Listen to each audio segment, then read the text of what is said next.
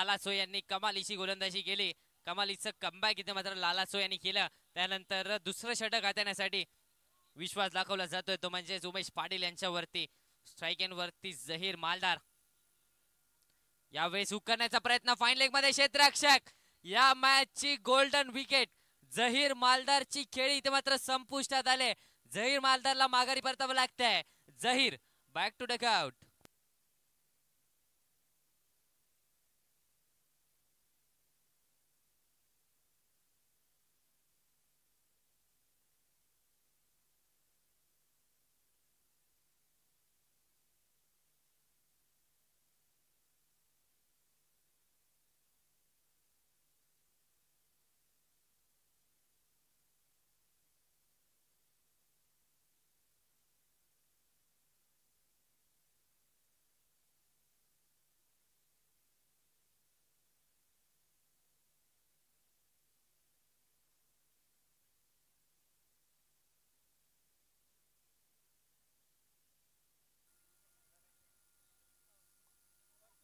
New batter in at number 3 Parshuram दाखल झाले. आणि इथे मात्र काय घडतंय, पहिल्या चेंडूवरती जसे आले तसे माघारी परतताना पाहायला मिळत आहे. परशुराम गोल्डन डकचा शिकार ठरलाय. दुसरा धक्का बसलाय परशुरामच्या स्वरूपात.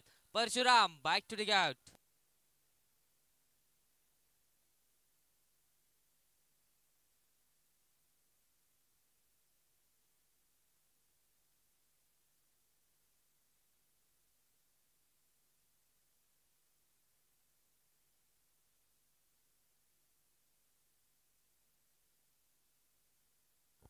New batter in at number 4 Sangram Patil मैदानाच्या आतमध्ये दाखल झालेत.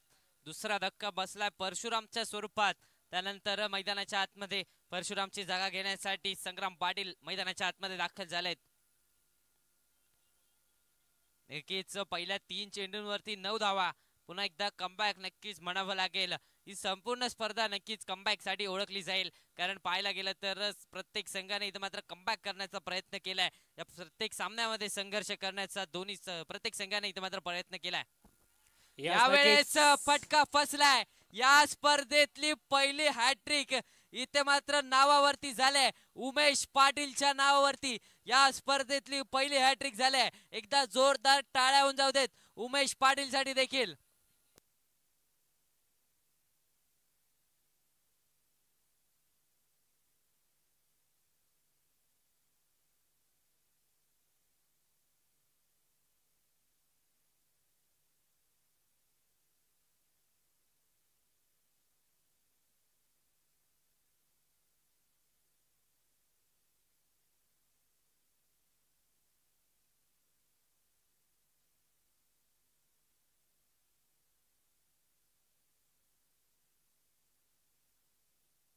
New batter in at number 5 Sagar Kotkar मैदानाच्या आतमध्ये दाखल